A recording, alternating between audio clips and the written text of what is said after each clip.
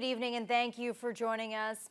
There's been a major development in the Bushby case. The Crown has announced it's withdrawing a second-degree murder charge against Bushby for his alleged involvement in the death of Barbara Kentner and will instead proceed with a charge of manslaughter. The case revolves around an incident in January of 2017 in which Kentner was injured while walking on Cameron Street. She was struck in the abdomen by a metal trailer hitch thrown from a passing vehicle. Bushby was arrested in connection with the case and was initially charged with aggravated assault. But after Kentner died in hospital in July of 2017, the charge was later elevated to second-degree murder. Bushby had pleaded not guilty to that charge, and a jury trial was slated to begin on October 5th. A trial on the new manslaughter charge by Judge Alone is now scheduled to get underway on October 13th. And it's an emotional day for those who've been fighting to save the D's pool for the past 2 years. Demolition began at the 108-year-old facility this morning as the on-site change room was torn down and the pool basin itself will be torn up very soon. Ryan Benazzo reports. The fight to save D's pool has officially been lost. The change room has already been reduced to rubble and the pool basin isn't far behind. It's a tough pill for Kateri Banning to swallow. Try not to cry. Banning spent much of her childhood in the pool and couldn't resist visiting one last time overnight before demolition began. She posted this photo to Facebook, writing, "Taking my last swim." A couple of like-minded residents still dedicated to ensuring that the property is maintained for free youth recreational activities continued to rally for public support as workers from M. Hashi & Sons sifted through the debris behind them. The company is carrying out the demolition on behalf of the city for about $59,000. So while the focus of the fight has obviously now shifted, the residents' efforts continue. We need something here to replace it, so I guess that's going to be the next battle because it's already down. I think we need something where the kids, more kids can participate and burn off their energy and have fun. We've taken away their lifeline, and many of these are come from low-income families. It's very important that the city fulfill their obligation and their commitment and their promise to these kids. Banning vows to put just as much effort into ensuring the city puts forward a suitable plan for the property as she did fighting for her childhood pool. I'm going to be just as annoying fighting for new stuff as I was trying to save this. Ryan Benazzo, TBT News. The province is reporting 213 new COVID-19 cases today. That's the first time since July we've exceeded the 200 level. This comes as the government is putting the finishing touches on its fall preparedness plan. And while some details have already emerged, the opposition at Queen's Park wants extreme measures to be put in place should a second wave emerge. Colin DeMello reports. As Ontario's COVID-19 case numbers continue to rise, the province is putting the finishing touches on a fall preparedness plan. Government sources tell CTV News Toronto that the plan will include the largest vaccination campaign in Ontario history, a strategy to deal with increased hospitalizations and to address the backlog of surgeries as well. But the Premier's critics want the government to go even further. Ontario's Liberals are calling for an Ontario bubble, restricting interprovincial travel should things get worse. We saw this take place in parts of the country earlier in the pandemic. Quebec did it. The Atlantic provinces came into their own bubble. I think this option needs to be on the table. Again, it's non-essential travel, and I wouldn't want it to disrupt the economic supply chain. But I think there's a way to do it if it's needed. The necessity of extreme measures is in question. Despite the rising cases, the number of COVID-19 patients in hospital hasn't seen a corresponding increase.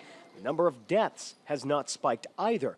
The Premier says new province-wide restrictions would not be acceptable, and health officials say it's people who need to adhere to the rules. The big backyard party with everybody just doing everything like it was 2 years ago is not acceptable, as the Premier said, and I would back him up on that, and we really have to take this seriously. But critics say the responsibility can't rest solely on the shoulders of people who have already sacrificed so much, that the government needs to reveal exactly how it is preparing. And I think by and large, most Ontarians will sleep better at night and have more peace of mind if they know that Doug Ford has a plan to keep them safe going forward. The government says the plan will be revealed in the next few weeks.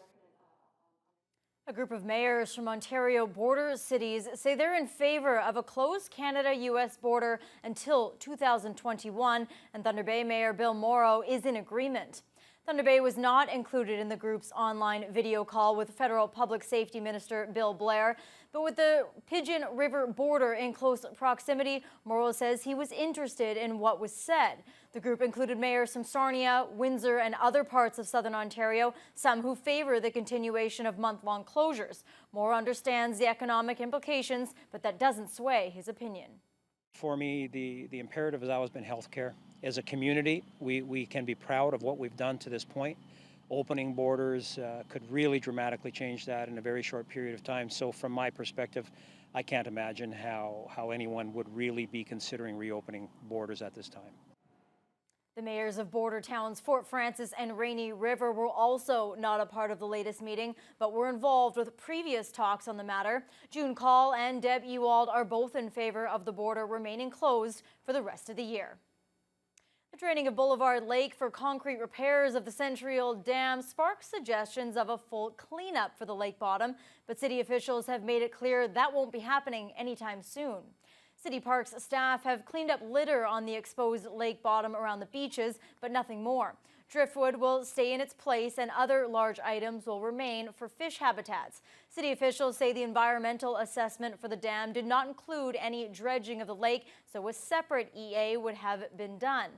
As for the dam itself, the reconstruction crews were delayed slightly, but city project engineer Mike Vogrig says 90% of the demolition is now complete. They're getting ready to pour buttress extensions. So the buttresses on the first half of the dam where all the gates are going, those are getting formed up, steel's getting put in place. They're forming, pouring, tearing down, moving to new sections, forming, pouring, tearing down, and moving new sections. So there's a lot of concrete work and a lot of pours going to be happening over the next 6 to 8 weeks. The lake side of the dam is slated to be complete in late October or early November, with construction on the Cumberland Street side to begin in the spring and be finished in late 2021. Damage is said to be extensive following a late afternoon fire yesterday on East Amelia Street. Fire crews arriving at the residence saw heavy smoke coming from the front door of the home, and once inside, they encountered more smoke and flames. The fire was quickly extinguished, and it was determined the outbreak originated in the rear of the structure. The cause still hasn't been determined, but all residents had safely evacuated the building before fire crews arrived. And food banks across Northwest are getting ready for a rise in demand. The Canada Emergency Response Benefit helped many families during the pandemic, but with the CERB scheduled to end in just a few weeks, food banks are expecting a big jump in clientele. The timing is also worrisome for volunteers, as the upcoming holiday season is already their busiest time of year. Avery McCrae has more. The RFDA is the umbrella organization for food banks in the Northwest who kept up with the demand during the pandemic. Officials had to change how they service their communities, adapting to a drive-through style in Thunder Bay to follow health guidelines. Executive Director Volker Krom knows in the Northwest the winter is quickly approaching, and they will have to find new ways to service the region. We were able, during the weather, able to have outdoor food banks and outdoor service. Now we have to move back in. It may come as a surprise, but Northwestern Ontario having an outdoor food bank doesn't work. So we're going to be looking at ways and servicing our clients back indoors, which means some modification to food banks, protective volunteers, training, a lot of things happening. Another change happening is the government's CERB program is set to end after this month. CERB helped hundreds of thousands of Canadians during the height of the pandemic, with the food banks actually seeing less demand than normal. With the payment no longer coming, food banks expect to be busy once again.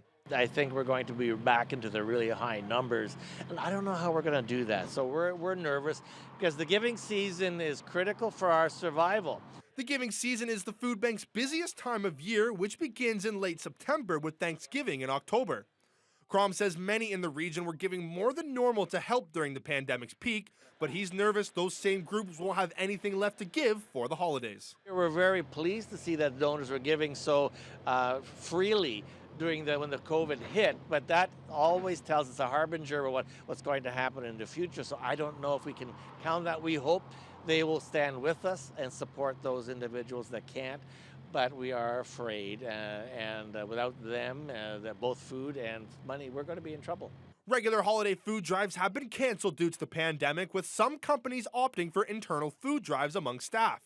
Crom urges all businesses to do the same to help ensure vulnerable populations are taken care of going forward. Avery McRae, TBT News. The Sleeping Giant Brewing Company has introduced something new to Thunder Bay, and it's not another beverage. The brewery has opened a daycare at its barrel house to help workers and perhaps others in the community in need of childcare. The unlicensed facility started after staff members encountered problems finding appropriate childcare. It's small right now, accommodating only 5 children at a time, mainly the kids of brewery staff. The daycare incorporates child-centered learning through play, inspired by the science and agriculture surrounding ingredients used at the brewery. Brewery and daycare co-owner Andrea Mulligan is excited to be able to help her staff, but they're also planning to expand their services to help others in the community. First had this idea, we thought, okay, for sure we're in this for a year or two, but as we see the childcare crisis unfolding in Thunder Bay, the province in Canada, we have a feeling this will be long-term, and we're committed to working towards that goal to continue to facilitate this for families, not just at the brewery, but I mean in our local community, which is awesome. Even if we can help a little bit, I think it's important to give back to the economy and to allow people to go back to work. Mulligan says converting the building space wasn't difficult due to her 23 years experience in early childhood education and her employees' creative minds and enthusiasm towards the idea. The latest addition to the Innova Business Park is now up and running. The new FedEx Ground Distribution Center is located on Premier Way and replaces part of FedEx's operations at the airport. The 15,000 square foot facility opened in July, and the finishing touches were just recently completed. A company spokesperson says it's part of a network expansion to boost FedEx Ground's daily package volume capacity. The site was chosen because of its easy access to major highways and proximity to customers. It's not a parcel drop-off location, as FedEx Express has separate operations in the city. The distribution center currently has 4 employees, with plans to add more staff to meet a growing demand. Thunder Bay's putting champion will soon be known as the revised version of the Mayor's Mulligan got underway at Chapel's golf course early this morning. Golfers were testing their putters out as soon as the fundraising event opened at 9 o'clock. For $10, people can putt at 3 holes, trying for the best combined result. Or for $10 more, 2 mulligans would be allowed. The 3 are measured for a total score. Prizes will be awarded for first and second best, with one other golfer winning just a random prize.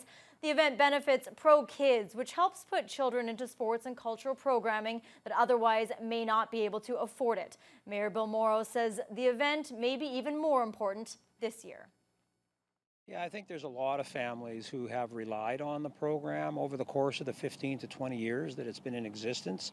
25,000 kids have received support through the program. Perhaps a bit more important this year than in past years. There may be more families in need as a result of COVID and perhaps people who haven't been employed. Right now, gymnastics really popular. $10,000 would probably put about 20 kids into gymnastics this fall. So we're really hoping that we can support those families that are facing some financial barriers and get kids into programs. The event lasts until 8 o'clock tonight, so people can still try their hand at the putting challenge. In previous years, the event raised roughly $15,000, and organizers are hoping for around $10,000 this year. It's all the shoulders. Keep the head still, hands out of it. It's all about the shoulders. I'm an automatic 3-putt, though. I wouldn't fare too well over there. But hey, money going to Pro Kids, that's the name of the game. That's what matters.